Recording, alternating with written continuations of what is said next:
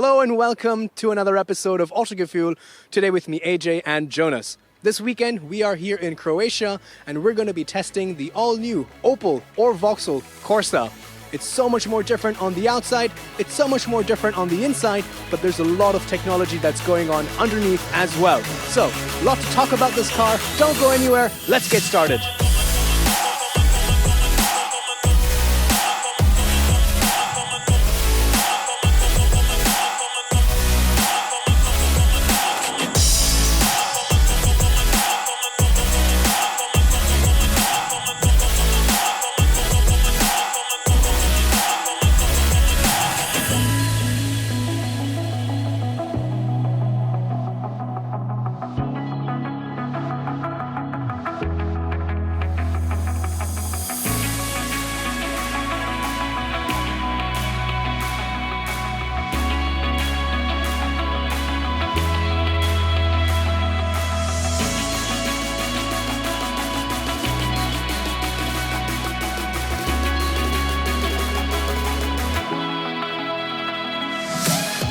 The front of the new Opel or Vauxhall Corsa is significantly different than the previous generations, and we'll take a look at the older generations in a little bit towards the end of the episode. But you guys will agree with me, right, when I say this is a little bit of a departure from the current design language. And what I mean by that is there's a lot more sharpness in the design. Before, the Opel Corsa was always a little bit round and curvy. It looked like a big jelly bean, right? But now look at all these straight lines, especially here in the LED daytime running light signature. It's straight, got a nice clean crescent cut. Straight lines down here for the fog lamp housing. By the way, you can get optional LEDs for that as well. Speaking of LED lights, you get standard LED lights in the top trims, so the Elegance and the GS line, but you can get the optional IntelliLux Matrix LED lights, which is, I think, really interesting to see in this B segment of car.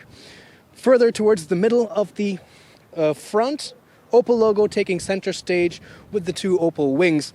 Classic design. But at the same time, there's more sharp lines down here, a kink in the bonnet. So I actually like this. I prefer this. It's a little bit more modern, fresh, and I think I like the direction where the design is heading. Taking a look at the side profile of the new Corsa, that new design language and stance is all the more evident. I mean, this car has a very nice two-box design, whereas the previous generation, I think, would almost look like a monocab, tall MPV, mini MPV kind of a look. Now this is more agile looking, more aerodynamic, more dynamic, I would say. Also thanks in part to that steep rake angle for the A-pillar, for the windshield, makes the car seem a lot more streamlined. So let's talk about what's changed and what hasn't in terms of the dimensions. What really hasn't changed is the width of the Corsa. It's still about 1.75 meters wide, but it's now about 40 millimeters longer, standing in at about 4.06 meters long. And of course, the wheelbase itself has been really stretched, and you can see it's pretty much at the corners of the car.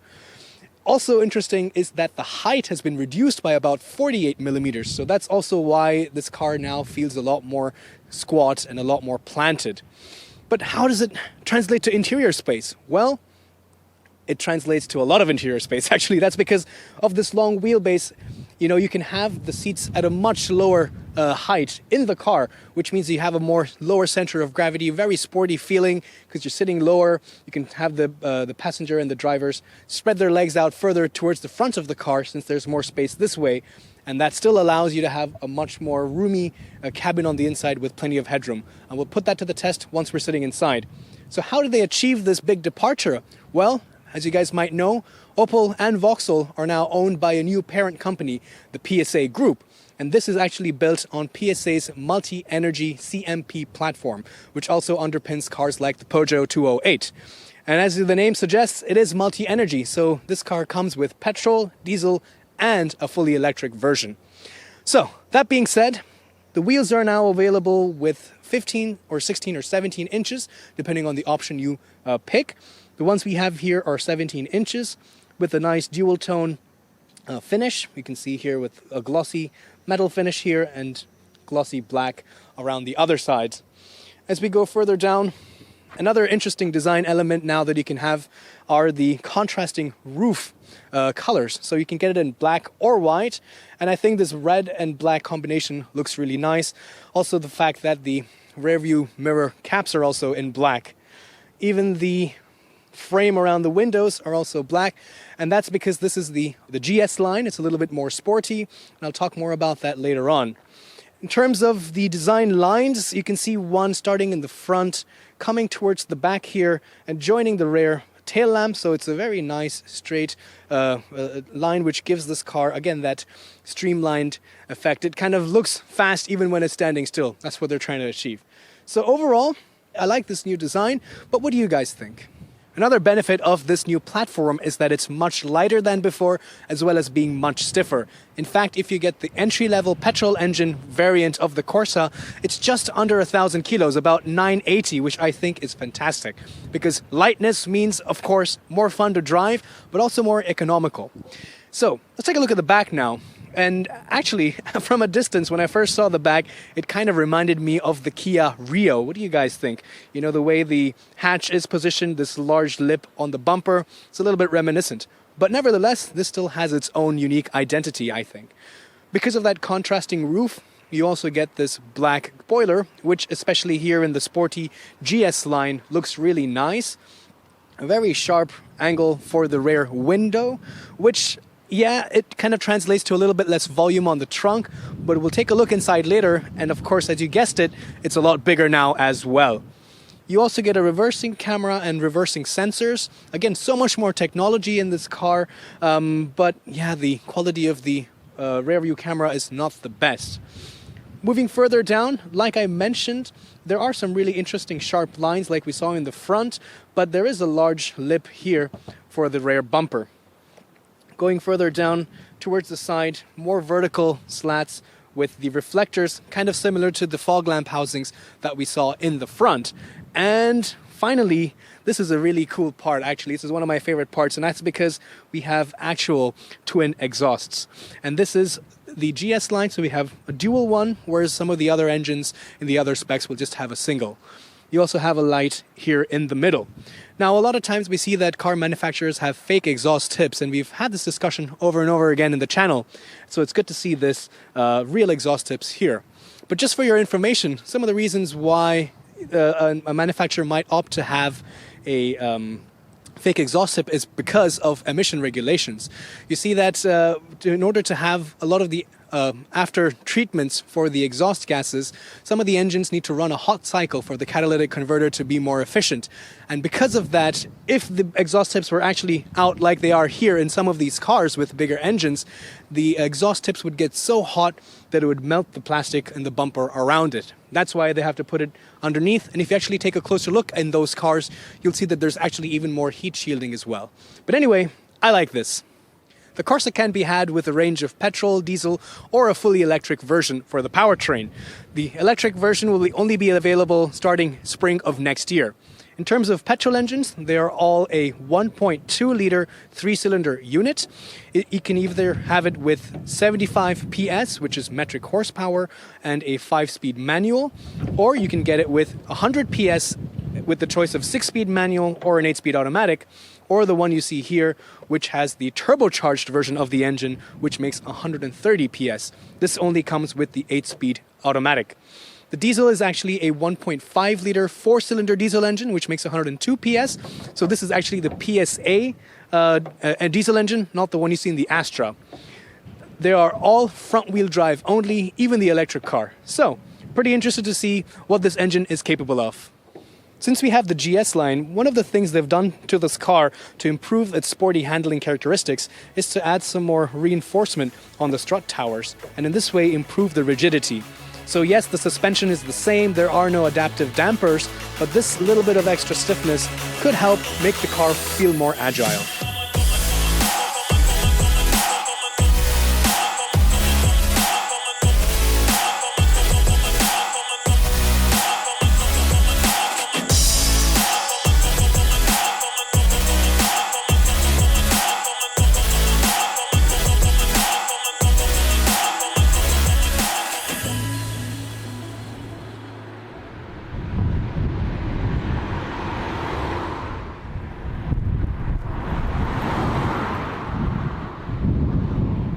Here we have the key fob, nice and chunky. You can release the tailgate as well. But let's open the door and check out the interior. The door itself opens fairly wide, as you can see. It's about almost a 85-degree angle, so it's easy to get inside. The opening itself is also fairly large. Let's take a look at the door really quick. Hard plastics on the top. This is a little bit padded, which is nice to see. A dash of brushed aluminum effect plastic over here. And soft padded armrest, automatic windows and mirrors, and a very large bottle holder right here in the door. So pretty usable, but of course quite monotone in terms of color. What isn't monotone is the interior itself. As you can see, there's a very bright red dash of color right through the dashboard, which I think looks really nice, makes this car very appealing and youthful. There's also a lot of different textures, as you can see, and we'll take a closer look once we're inside. But I want to focus on the seats a little bit. As you can see right now, the seats are the sports seats, which have this red stripe in the middle, the two of them, and this nice V-shaped top of the seat. Has really good side bolstering, leatherette on the outside. It is a bit firm, and we'll talk more about the comfort of the seat later on. But it's adjustable, in this case manually, for the height, the reclining and sliding it back and forth. But you do get a lot of different options, including some leather seats, which, yes, we would always prefer leatherette and fabric, just because it's a little bit more comfortable and it's a little bit more friendlier to animals. But the leather seat also has an optional massaging function, which is, I think, really fantastic in this B segment. So you can have a massage only for the driver's seat, unfortunately, but nevertheless, I think it's a pretty good option to have. Let's hop inside and take a closer look. There is a handle if you need it. Yes, it is a little bit lower down. It's a car, it's not an SUV, but nevertheless, there's plenty of space. Ingress is quite easy again because of this large opening. I'm 5'8" or 1.7 meters, and I have quite a lot of headroom left.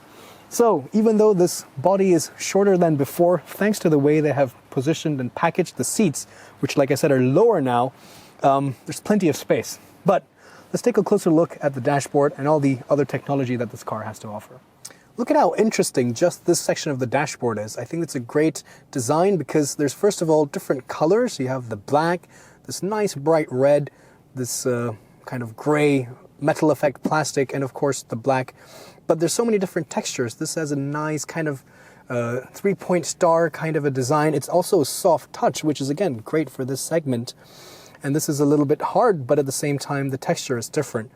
Even the way this infotainment system is angled towards the driver and facing up, so it's in his line of sight. I think they've really thought this out well.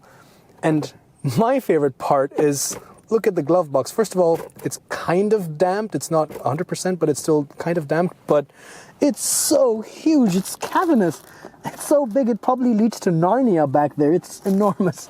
So a really cool little detail. And yeah, so storage space wise, you're not going to be left wanting. So let's take a look now at some of the more interesting technology features that this Corsa now has.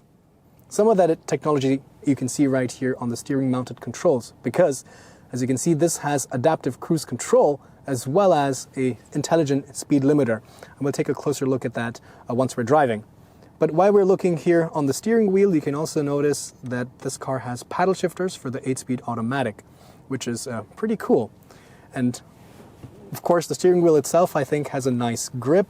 It's got this nice indentation for the thumb, as well as down here, it has a flat bottom, so very sporty. But one of the biggest talking points of the new Corsa is that it comes with the optional digital instrument cluster.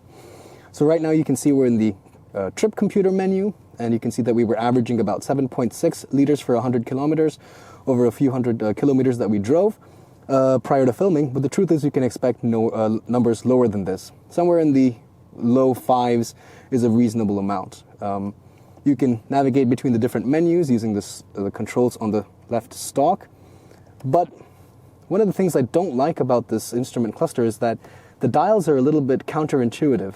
Like, for example, yes, you have the speedo right here in the middle. That's pretty nice, I guess. But the tachometer is just this bar in the bottom left-hand side, and you have the gear position indicator, or the gear indicator on the top right. So it's a bit counterintuitive, and it doesn't really seem that sporty. In fact, if you're not really that interested or keen on the instrument cluster being digital, I would recommend just stick to the standard analog dials, because they anyway come with a TFT screen in the middle. But what is useful in this is that you can have the navigation map right here on the instruments, and yes, you can have it here as well as on the infotainment screen. So that is pretty useful, although overall this navigation system, or just the menus, are not the most intuitive, and it's not the slickest.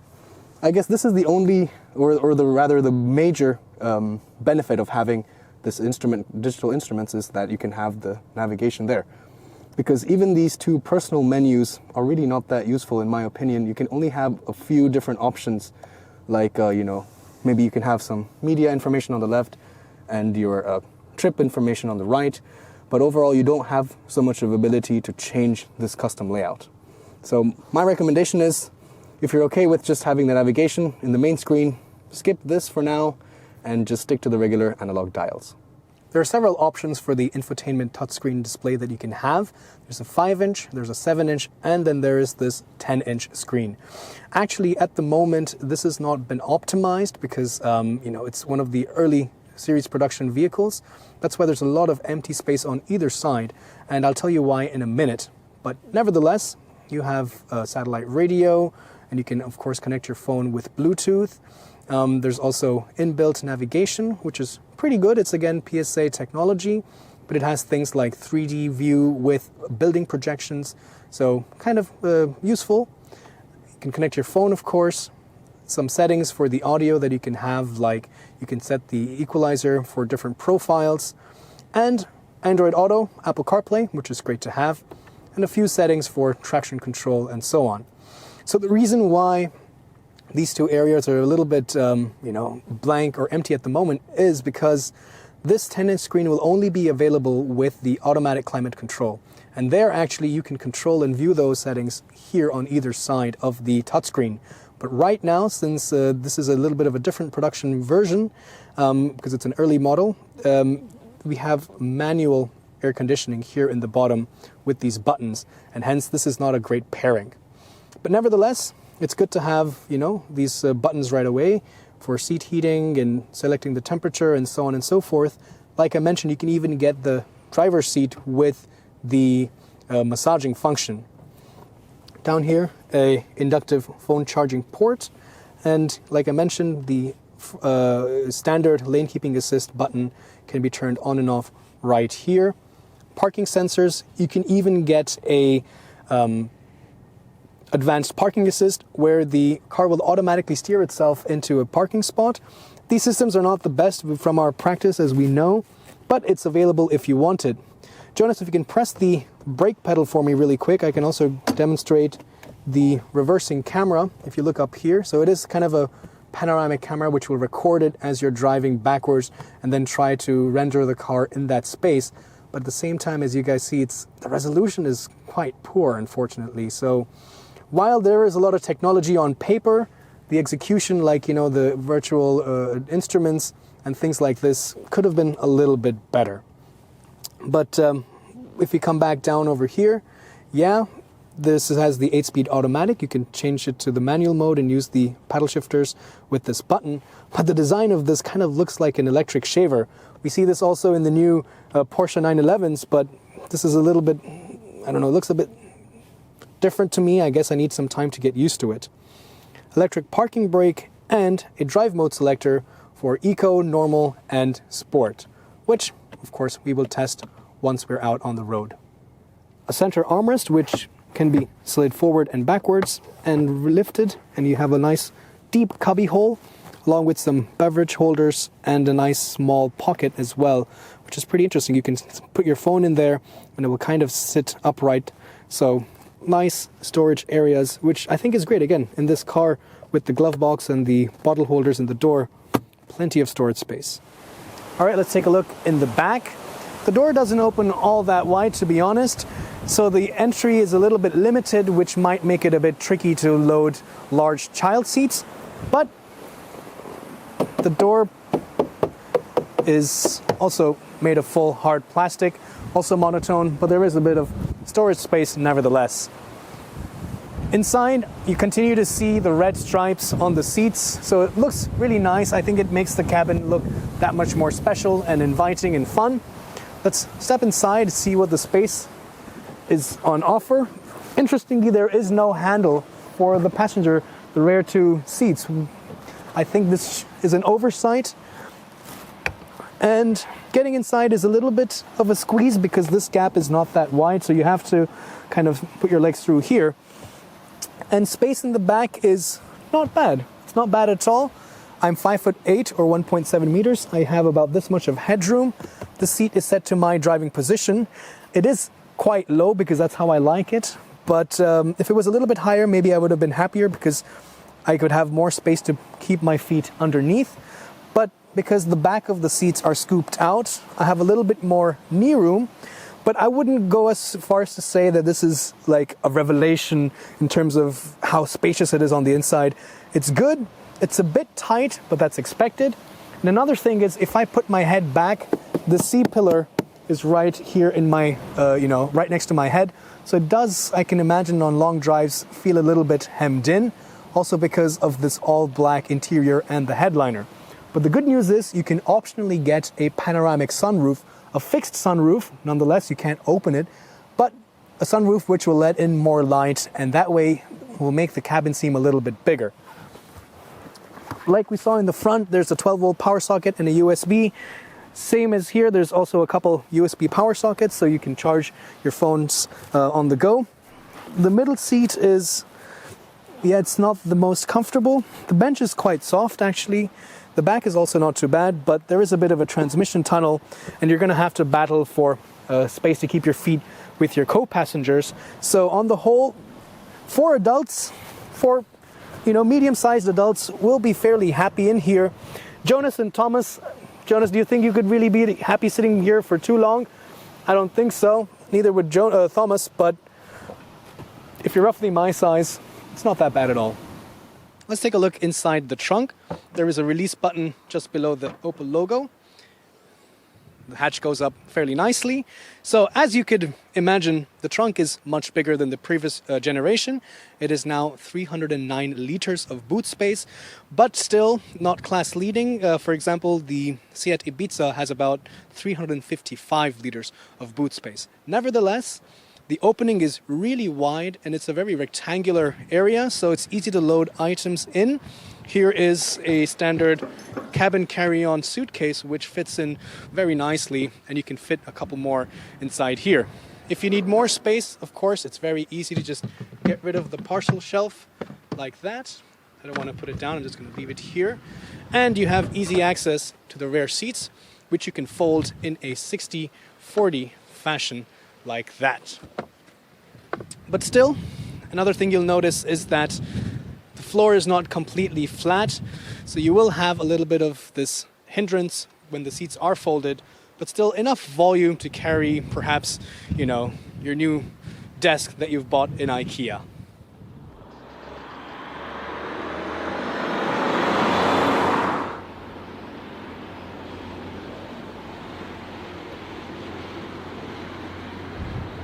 Let's make hay while the sun shines, because the weather is supposed to turn pretty nasty later on, and we have some beautiful coastline here in Croatia, so let's make the most of it. First things first, go to sport mode. Now, a lot of things have changed. The engine is a lot more sonorous now, you can hear it. It also revs a lot faster, so the throttle response is also sharpened right now. The 8-speed automatic holds the gear for as long as it can to give you that all that torque that this engine has to offer. And the steering also becomes significantly heavier. So on winding roads like this, the engine sounds nice, and you can really hustle the car a little bit around the corner. And I can tell you that I'm fairly impressed with the body control. So let's start with that. This does not have any adaptable suspension. So it's just the same suspension that you get in the other trims, so the Elegance or the first edition or the other Corsas. But because the car is so lightweight, let's shift down. Because the car is so lightweight, it has such a neutral balance. Like right now, the tires are not squealing. There's barely any understeer. There's none at all. I mean, I have tremendous grip. Of course, I'm not going too quickly, but you do feel the speed because it's a small car. That sensation is there, so it's enjoyable. The engine sounds really nice and loud on the inside. That 3-cylinder burble makes it very enjoyable. And you don't have any kind of lift-off oversteer. So it's very well controlled. The suspension also, even without having any complex different kinds of damping modes or systems, it really controls the body quite well. So I think that is one of its strengths. And I've been driving this car a little bit already before we started filming, and it's something that I noticed and I analyzed and thought about, and it is pretty impressive for a car in the segment. Again, it's just light, and it makes such a big difference. Losing weight works wonders. Apart from that, the steering does get heavier, although it doesn't really give me any more feedback in the sport mode. In fact, overall, the steering is fairly numb, I would say. It's not terrible, but I really cannot feel what the wheels are doing. As I go around corners, if I were to push them a little bit, it just has a very consistent weight, which doesn't change depending on how much each wheel is getting loaded, which actually is not a good thing. I would like to have a little bit more feedback, a little bit more, communication from the front wheels. This being the GS line, the strut towers have a little bit more bracing, so the front end is a little bit more stiffer. I'm not complaining, that's great. So you do feel that the car sticks to a line. Again, that neutral balance that this car has is a very good thing, but the steering is really letting it down. If the steering was a little bit more communicative, I think this really would have been a cracker of a small, fun, sporty little hatchback. That being said, the steering wheel is fairly large, so unlike, let's say, the Seat Ibiza, where the steering is fairly small, and that gives you also a more agile feeling just because the steering wheel is a little bit smaller. This is actually pretty big. It's almost like the size of the Polo. But the paddle shifters, I have it now in manual mode. There's a little button here on the electric shaver, a gear lever. And the 8-speed automatic is okay. It's not lightning quick. It's not a dual clutch. So it's not too bad, but maybe could have been a little bit faster and a little bit sharper. But I'm not really I'm not really going to complain about that. Steering could have been a little bit more communicative. Engine sounds nice as well, so the throttle response is pretty good. There's a little bit of turbo lag, coupled with the slower shifting 8-speed automatic, and that little bit of turbo lag combine and come together when you're really trying to make a quick gear change and get on the throttle quicker, and you feel a little bit of lag. Again, this is just a B segment hatchback. It's not even the GSI. It's not a comparable hot hatch. So that being said, it's actually not that bad. The suspension, while it really helps control the body when you're going around corners at speed, it does feel a bit on the stiffer side. I wouldn't say it's uncomfortable, but it's not, I wouldn't call it as plush or compliant or like a magic carpet ride. It is a little bit on the firmer side, and if the tarmac is a little bit unforgiving and a little bit broken, you do feel the jolts significantly coming through the suspension and into the car itself. Apart from that, though, it does a fairly good job. I think it also depends on the seats that you have. These are a little bit more of the sporty seats that we have here in the GS line, and they're also consequently a little bit more stiff in the padding, and I think that's also one of the reasons why it could feel a little bit stiff. So if you have the chance, test drive a couple different cars with different seating options to see how they feel on a slightly rougher road and what you find is more comfortable and how much you're willing to sacrifice comfort for more like side bolstering, for example. So the sport seat has pretty good side bolstering for, again, the segment being what it is. It keeps you in place. Like right now, Let's take this corner at a slightly higher speed. Yeah, the chassis is really something that I'm very happy about. Quite impressed, to be honest. And the seats are doing a fairly good job. So, comfort-wise, it is a little bit of a mixed bag. It's not the most comfortable car out there, you know, unlike, say, the Scala or something. But at the same time, it's not uncomfortable. No. Speaking of comfort, the NVH levels are also really good. So the sound deadening has been improved. So the car is really hushed. We did spend some time on the motorway last night, and it was really calm and damped in terms of the acoustics inside the cabin, which is good. The visibility, however, I think is also a little bit of a hit and miss. Yes, this nice raking front windshield A-pillar makes the car look really sporty on the outside and gives that nice stance, but the drawback is, you know, it is the actual vertical displacement and height, or whatever you want to call it, of your view out forward is a little bit limited. And side windows are pretty good. The B-pillar is not exactly at a right angle right next to my head. It's a little bit behind, so I have a good visibility out to the side when I want to, you know, join the moving traffic when I'm getting onto a high-speed road. So that's pretty good to peer through from the side. And yeah, the front is, I don't know, I think it's okay. You're not really going to feel hemmed in, or you're not going to feel like you can't really see anything. You can also get the panoramic sunroof, which kind of liberates more light and makes it feel airy, although it doesn't really aid visibility, of course. And the dashboard is actually quite high. This is something else that I noticed. You know, it's good because you feel like you're sitting lower in the car. You feel more closer to the floor of the car, which really helps you feel that chassis and what the wheels are doing. It has a lower center of gravity. And I guess consequently, to liberate more space for you to stretch your legs out in front, since that's the new way they've packaged this car, the dashboard is a little bit higher. Anyway, let's get it back into automatic transmission mode, and let's go into eco mode just to kind of analyze what changes now. So automatically the throttle response becomes much more dull. If I give a big prod to the gas pedal, nothing really happens. The car is like, are you sure you want to do that? Dude, you're in eco mode. So like I'm just hammering the throttle right now. There is absolutely no blipping in the throttle body at all.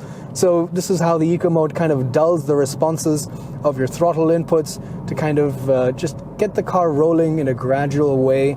It's already in 6th gear, even if I'm just going 70.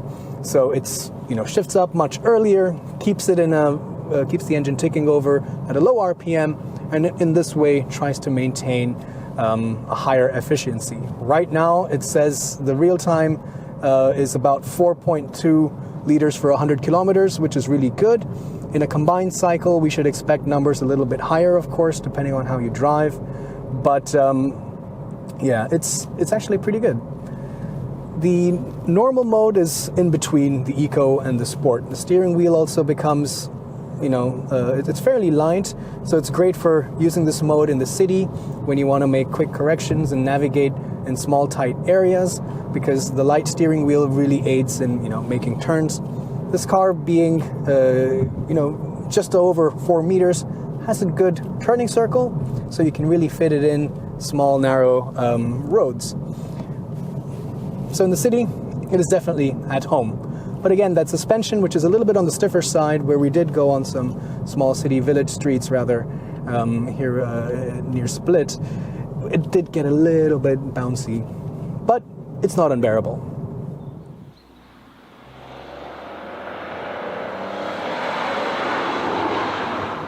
So coming to some of the assistance systems that this car has, of which it has several. So like I mentioned, some of these systems are also coming as standard. So you have the automatic emergency braking with pedestrian detection. It has automatic lane keeping assist, which you can deactivate and activate with a button down here.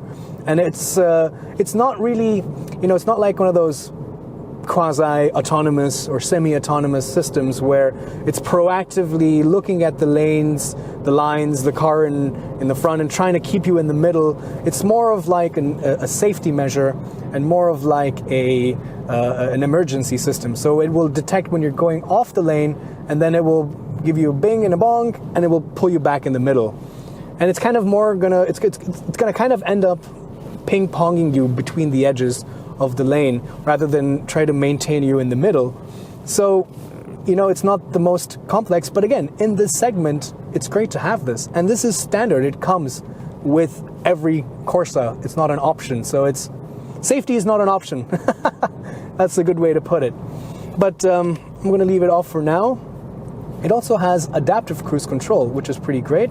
I can activate that here with this button on the steering wheel. I can set it now. The speed limit is, I think, 90. I'm just going to keep it at a leisurely 60, just to be calm. And yeah, I can also set the distance that I wanted to maintain with the car in front.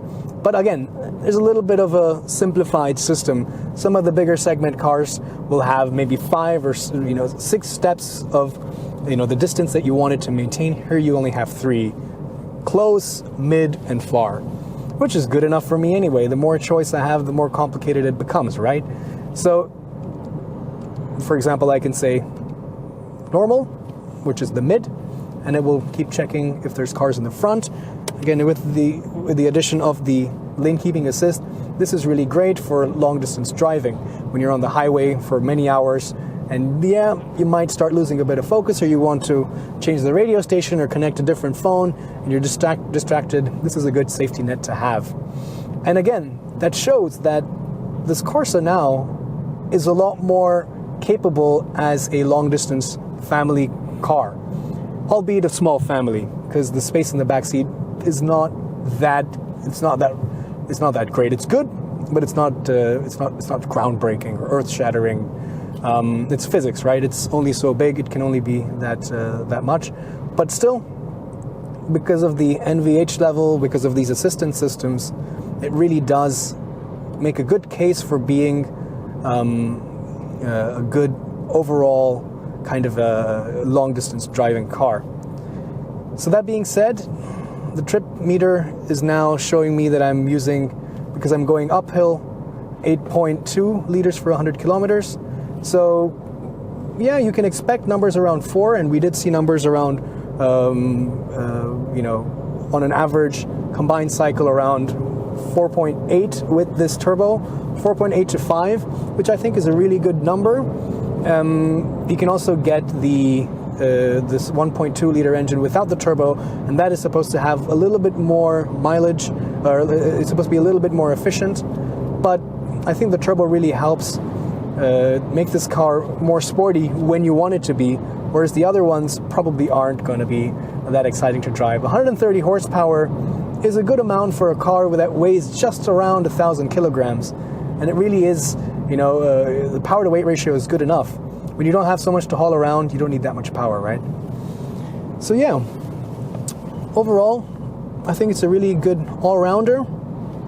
Not groundbreaking as a whole, but the technology certainly is really nice to see. Massaging seats. This one doesn't have it, but you can have just for the driver's seat massaging, which again is segment first, and the lane keeping assist being standard and so on and so forth. They're all really nice, but it's not the best of that technology.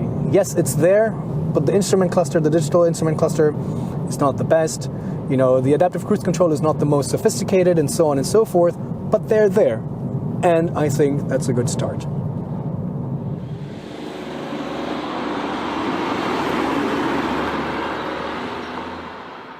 The Corsa is Opel's longest running nameplate. Since it was launched back in 1982, they have sold over 13.7 million units worldwide.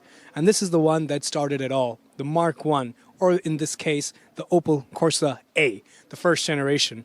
Quintessential 80s design, very rectangular with the square headlamps and the straight grille.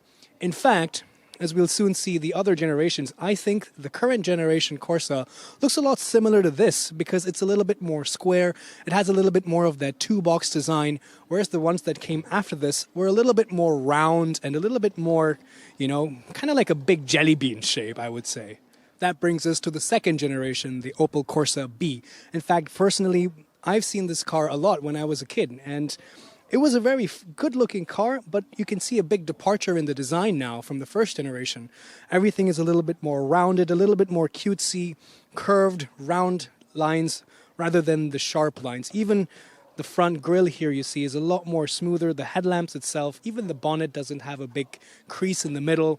Everything is soft, very approachable. That's the design language that Opel Corsa had for the next couple generations. Things start getting bigger once we come to this generation, the third generation Corsa C. As you can see already, it's a little bit larger than the predecessor. The front is a lot more streamlined now. You don't have too many slats along the grille. It's more shiny. There's a lot more chrome. It's trying to be a little bit more upmarket. And of course, that extra space on the inside now that it's getting a little bit taller and taller is also something that dictated the design of the Corsa for this generation as well as the next two. In this generation, the fourth generation, the Corsa D, design became a little bit more bold, a little bit more daring. For example, we can see the headlamps are now wrapping around to the side and it's not just confined to the front of the car. The car is also growing in height, it's getting taller, but that also means that there's a lot more space on the inside.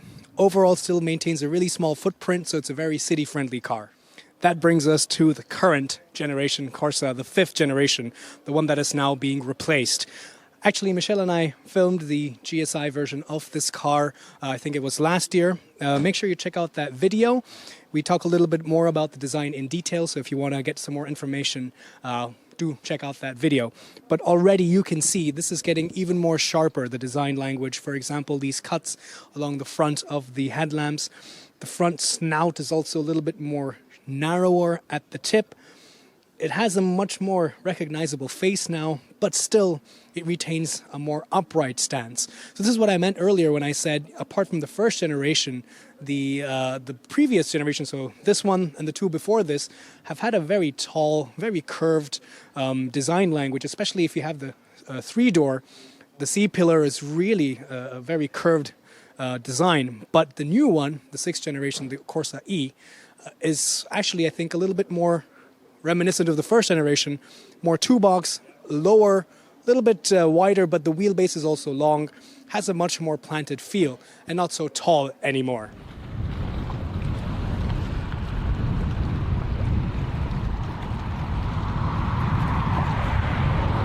Let's summarize today's episode of the new Opel or Vauxhall Corsa. With prices starting at around 14,000 euros for the base variant and the petrol engine, I think it's a really good value proposition, considering that you get this new platform and some of the safety features that come as standard.